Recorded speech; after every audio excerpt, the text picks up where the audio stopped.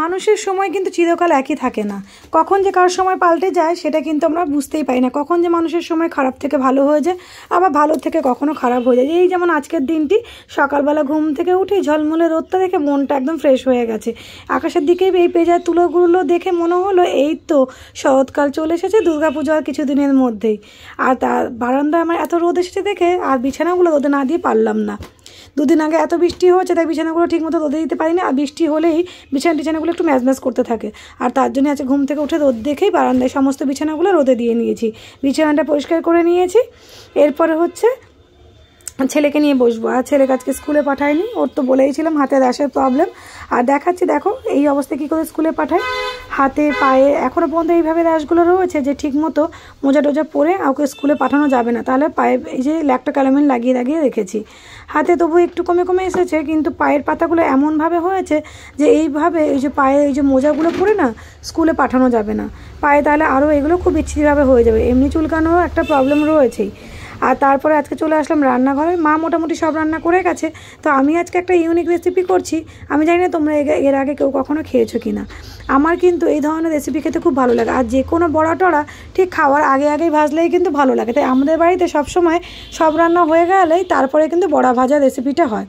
আজকে করছি এমন একটা পাতা রেসিপি যেটা তোমরা কখনোই হয়তো এর আগে খাওনি। এটা হচ্ছে কুমড়ো পাতা। কুমড়ো পাতা একটু খসখসে হয়, তাই ভালো করে একদম মিহি করে কুচি করে নিয়েছি। তারপরে একদম ডোলে কচলে ভালো করে ধুয়ে নিতে লাগবে যাতে খসখসে ভাবটা চলে যায়। তারপরে এর মধ্যে দিয়ে দিচ্ছি বেসন। আমি এখানে 4 টেবিল চামচ মতো বেসন দিয়েছি। আর কুমড়ো পাতা ধোয়ার পর যে জলটা আছে সেই জলটা দিয়ে মাখা হয়ে যাবে, এর মধ্যে আর এক্সট্রা জলের কোনো প্রয়োজন হয় না। তারপর যা যা মশলা দেওয়া দিয়ে নিচ্ছি, দিয়ে দিলাম এখানে বেসন, তারপর দিয়ে দিলাম হলুদের গুঁড়ো, লঙ্কার গুঁড়ো, জিরের গুঁড়ো, কালো জিরা, আর তারপরে পরিমাণ মতো দিয়ে দেবো লবণ। এবার সমস্ত উপকরণগুলো একদমই জল ছাড়া খুব ভালো করে মেখে নেব। আমি কিন্তু এখানে 1 ফোঁটাও জল ব্যবহার করবো না, আর তাতেই দেখবে যে জল কি সুন্দর করে ওই পাতা যে ধোয়ার যে জলটা রয়েছে গায়ে সেই দিয়ে সুন্দর করে মাখা হয়ে যাবে। প্রথমে আমি একেবারে সব বেসন মিশিয়ে দেবো না, প্রথমে 4 চামচ দিয়েছি, কারণ এখানে আমার শাকের পরিমাণটা অনেকটা বেশি রয়েছে। আর তারপরে ভালো করে মাখানো হয়ে গেলে উপর থেকে আরও 2 চামচ বেসন দিয়ে খুব ভালো করে মেখে নেব। আর এই কুমড়ো পাতার বড়া খেতে আমার খুব ভালো লাগে। আমার কুমড়ো শাক ভীষণই ভালো লাগে, লাউ শাক, কুমড়ো শাক এগুলো আমার খুবই ভালো লাগে। কুমড়ো শাকের পাতলা একটা যে ঝোল হয় আলু দিয়ে, বেগুন দিয়ে, চিংড়ি মাছ দিয়ে, সেটাও খুব ভালো লাগে। কুমড়ো শাকের আমার মা মাছের তেল দিয়ে একটা চচ্চড়ি করে আলু বেগুন দিয়ে, কাঁচকলা দিয়ে, সেটাও ভীষণ ভালো লাগে। আবার এরকম কুমড়ো শাকের এই যে পাতার বড়া, এটা কিন্তু এর আগে আমি একবারই খেয়েছিলাম, তো আবার এই সেকেন্ড টাইম করলাম যেহেতু আমার ভালো লেগেছিলো। মানে আমি খেয়ে বুঝতেই পারিনি এটা কুমড়ো শাকের বড়া। এই যে উপর থেকে আবারও 2 চামচ মতো বেসন দিয়ে দিলাম। এবার আবারও এটাকে খুব ভালো করে মেখে নিচ্ছি। খুব বেশি পাতলা করার দরকার নেই, একদম মানে বড় সাইজের। এবার খুব ভালো করে মেখে এটাকে আমি রেখে দেবো। কিছুক্ষণ রেখে দিলে এটা আপনি থেকে একদম সেট হয়ে যাবে। এই যে খুব সুন্দর করে মেখে আমি রেখে দিয়েছিলাম। এবার কড়াই বসিয়ে দিয়েছি, কড়াইতে দিয়ে দিয়েছি আমি সাদা তেল। তেলটা একটু গরম হতে দিয়েছি। এবার আমি বড়াগুলোকে ভেজে নেব। এদিকে আমার বড়াটা দেখতে দেখতে তেলটা একটু বেশি গরম হয়ে গেছিলো, আঁচটা কমাতে ভুলেই গেছিলাম।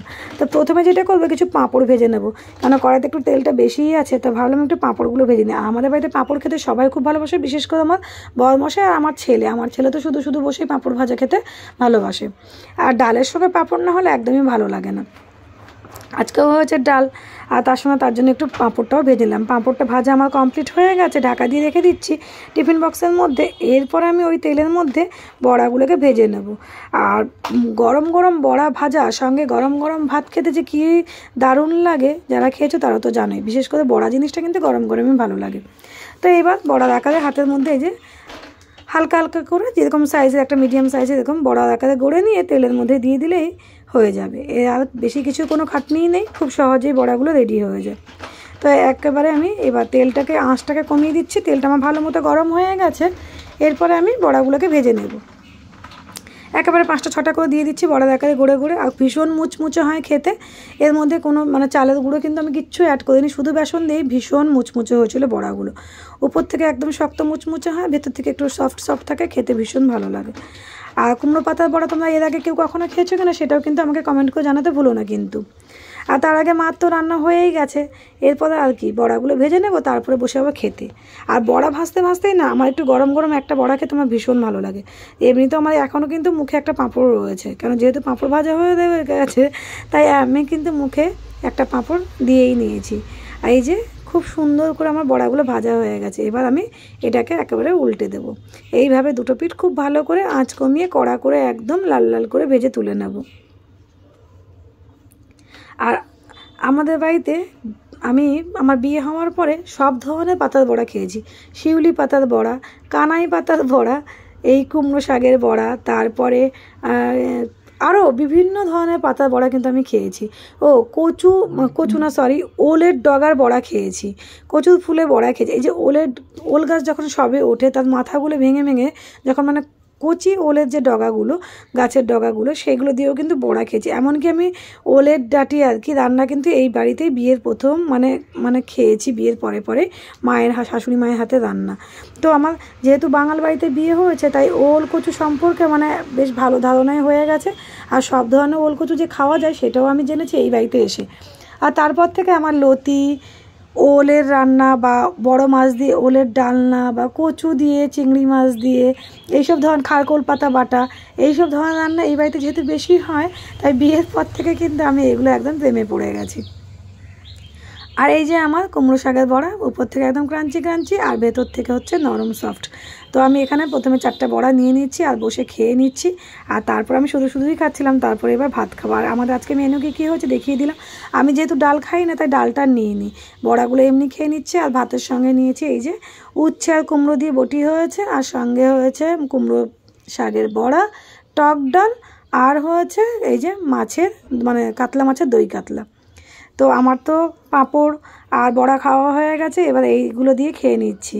আর উচ্ছে কুমড়ো বটিটা আজকে এত সুন্দর হয়েছিল, মিষ্টি মিষ্টি হয়েছিল, দারুণ লাগছিল খেতে। আর সঙ্গে আছে এই যে দই কাতলা, একদম যেহেতু পাতলা ডাল হয়েছে তাই মাছটা একদম গ্রেভি হয়েছে, মাছের কোনো ঝোল নেই।